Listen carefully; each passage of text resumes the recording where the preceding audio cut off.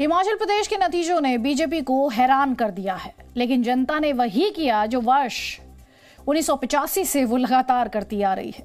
एक बार फिर हिमाचल की जनता ने प्रदेश में सरकार बदल दी। बीजेपी ने हिमाचल प्रदेश के चुनावों में नारा दिया था, रिवाज बदलना है। बीजेपी को लगा था कि उत्तराखंड की तरह वो यहां भी दोबारा सत्ता में आ जाएगी, लेकिन हिमाचल प्रदेश की जनता ने रिवाज तो नहीं बदला, सरकार बदल दी। हिमाचल प्रदेश की 68 सीटों पर हुए चुनाव में कांग्रेस सबसे बड़ी पार्टी बनकर सामने आई। कांग्रेस ने 40 सीटें जीती, बीजेपी को 25 सीटें मिली। आम आदमी पार्टी की बात करें तो आम आदमी पार्टी खाता तक नहीं खोल पाई, वहीं अन्य के खाते में 3 सीट। कांग्रेस के लिए गुजरात की हार पर हिमाचल प्रदेश की जीत एक मरहम की तरह है, जिसकी खुशी कांग्रेस के हर कार्यकर्ता के चेहरे पर नजर आ रही है।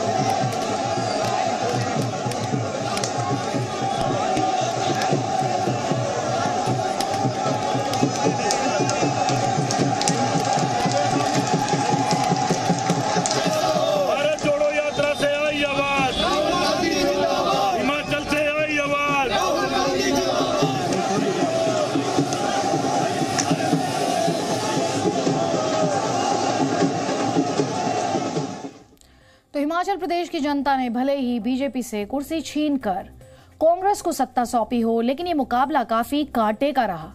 सीटों के नंबर पर अगर ध्यान ना दें तो वोट प्रतिशत के हिसाब से बीजेपी और कांग्रेस में बहुत ज्यादा फासला नहीं था। कांग्रेस को भले ही चुनाव में 40 सीटें मिली, लेकिन कांग्रेस के उम्मीदवारों को पूरे प्रदेश में 43.9% वोट मिला।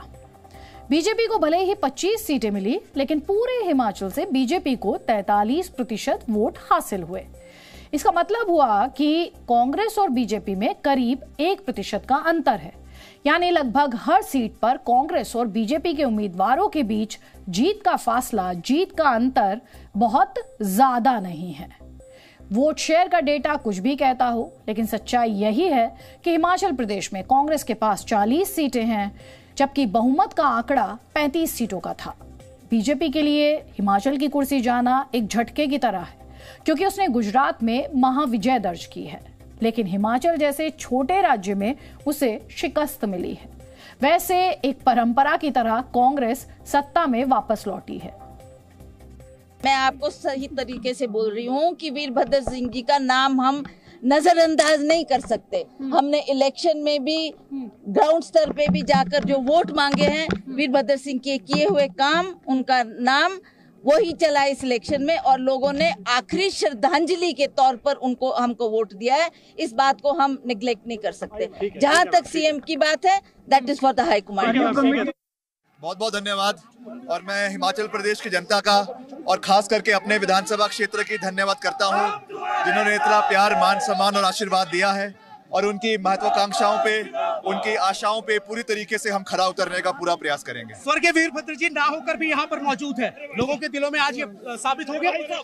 हाँ बिल्कुल, उनका पूरा आशीर्वाद आज भी हमारे साथ है, और उनके आशीर्वाद के साथ ही इतना बड़ा प्रचंड बहुमत कांग्रेस पार्टी को मिला है, और हम वीरभद्र सिंह विकास मॉडल की सरकार हिमाचल में आने वाले समय में चलाएंगे। विक्रम जी, किसको चाहते हैं आप मुख्यमंत्री बने? अब जो हमारा विधायक दल चाहेगा, जो हाईकमांड चाहेगा, वही हम उसको स्वीकार करेंगे और उसको पूरा करके आगे।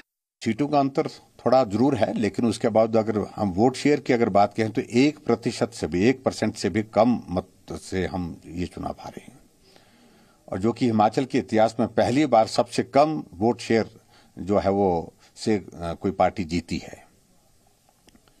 लेकिन फिर भी लोकतंत्र में जो जनादेश आता उसका सम्मान है, मैं उस पर कोई टिप्पणी नहीं करना चाह रहा हूं। मेरे अध्यक्ष बनने के तुरंत बाद ये जो रिजल्ट निकला इसकी बात नहीं है। हिमाचल प्रदेश हम जीते हैं, इसीलिए मैं सभी वहाँ के लोगों को, मतदाताओं को धन्यवाद देता हूँ। और मैं धन्यवाद उनको भी करता हूँ जो प्रियंका गांधी जी ने और राहुल गांधी जी की जो भारत जोड़ो यात्रा, वो भी इसमें हमको मदद की है। और हमारे सर्वश्रेष्ठ नेता सोनिया गांधी जी का भी हमारे साथ उनके ब्लेसिंग्स हैं, तो हम जीते हैं। तो एक खुशी की बात है, मुझे भी बड़ी खुशी हो रही है। लेकिन आगे अभी हमारा लंबा सफर है। तो हिमाचल प्रदेश में कांग्रेस को जनता ने जिता दिया। 68 सीटों पर कांटे की टक्कर देखने को मिली। बीजेपी को आखिरी वक्त तक उम्मीद रही होगी कि वो उत्तराखंड वाला चमत्कार कर सकती है, लेकिन जनता के मन में कुछ और ही था। हिमाचल प्रदेश में पिछले 37 सालों से कोई भी सत्ताधारी पार्टी दावे के साथ ये नहीं कह सकी है कि वो दोबारा सत्ता में आने जा रही है। दरअसल ये हिमाचल प्रदेश का ट्रेंड रहा है कि वहां हर 5 साल में सरकारें बदलती हैं।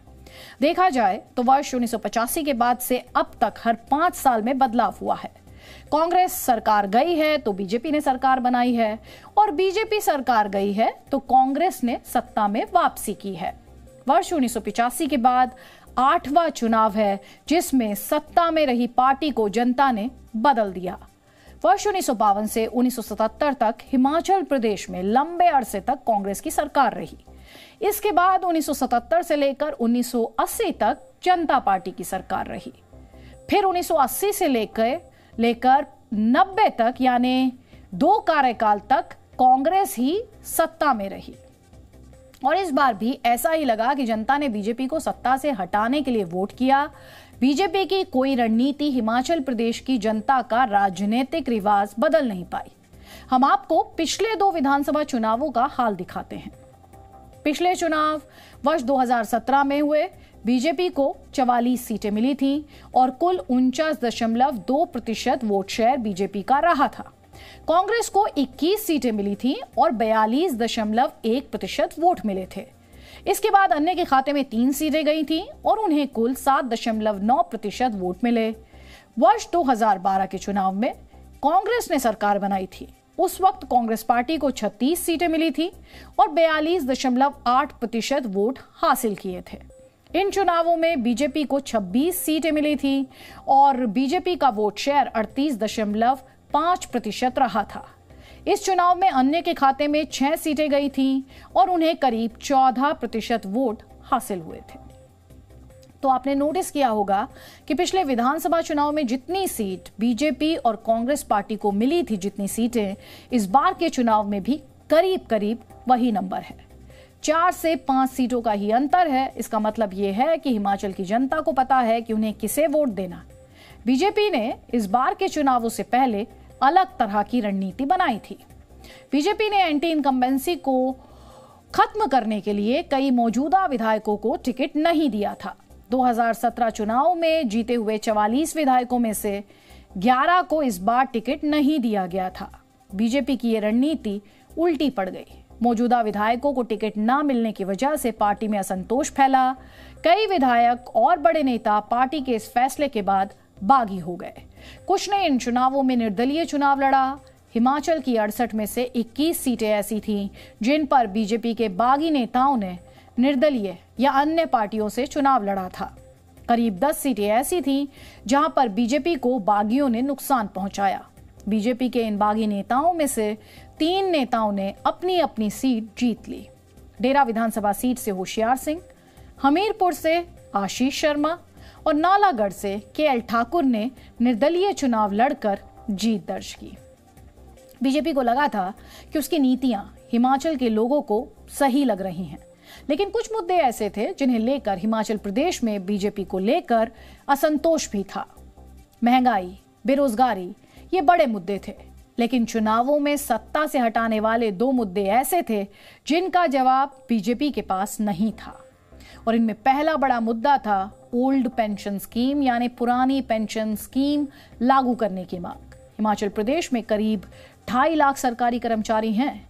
इन लोगों की मांग थी कि बीजेपी सरकार प्रदेश में ओल्ड पेंशन स्कीम लागू करे, क्योंकि सरकार ने ये स्कीम बंद कर दी थी। ये मांग मानी नहीं गई तो बीजेपी को इसका नुकसान हुआ। दरअसल हिमाचल प्रदेश में कुल वोट में से 5% वोट पेंशन के इन्हीं लाभार्थियों के हैं। मुमकिन है मांग पूरी ना होने पर ये वोट कांग्रेस के पक्ष में गए। दरअसल कांग्रेस ने इन्हीं वोटर्स को लुभाने के लिए पुरानी पेंशन स्कीम लागू करने का वादा किया था। कांग्रेस ने उदाहरण के तौर पर छत्तीसगढ़ का नाम लिया। छत्तीसगढ़ में पुरानी पेंशन स्कीम को लागू किया जा चुका है। सेना भर्ती में हिमाचल प्रदेश के युवा बढ़ चढ़कर हिस्सा लेते हैं। अग्निवीर योजना को लेकर हिमाचल प्रदेश में भी काफी विरोध हुआ था।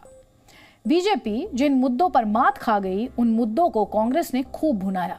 इसके अलावा कांग्रेस ने आम आदमी पार्टी फॉर्मूला भी अपनाया। तो जिस तरह से आम आदमी पार्टी ने फ्री बिजली, फ्री पानी के मुद्दे पर दिल्ली और पंजाब फतेह किए थे, कुछ उसी तर्ज पर कांग्रेस ने हिमाचल प्रदेश में वादे किए, जिसका उसे लाभ हुआ। कांग्रेस ने हिमाचल प्रदेश की जनता से वादा किया कि वो सभी घरों में 300 यूनिट फ्री बिजली देगी। इसके अलावा कांग्रेस ने जनता से वादा किया कि वो 18 से 60 वर्ष की महिलाओं को 1500 रुपए भत्ता देगी। कांग्रेस ने इस बार कुछ ऐसे भी वादे किए जिन पर पहले वो कभी चर्चा नहीं करती थी। हिमाचल चुनाव में कांग्रेस ने सॉफ्ट हिंदुत्व का एजेंडा अपनाया। कांग्रेस ने लोगों से वादा किया कि वो राज्य में गाय पालने वालों से दूध ही नहीं, गाय का गोबर भी खरीदेगी। कांग्रेस ने इस वादे को पूरा करने के उदाहरण के तौर पर छत्तीसगढ़ का जिक्र किया, जहां पहले से ही ये योजना चल रही है।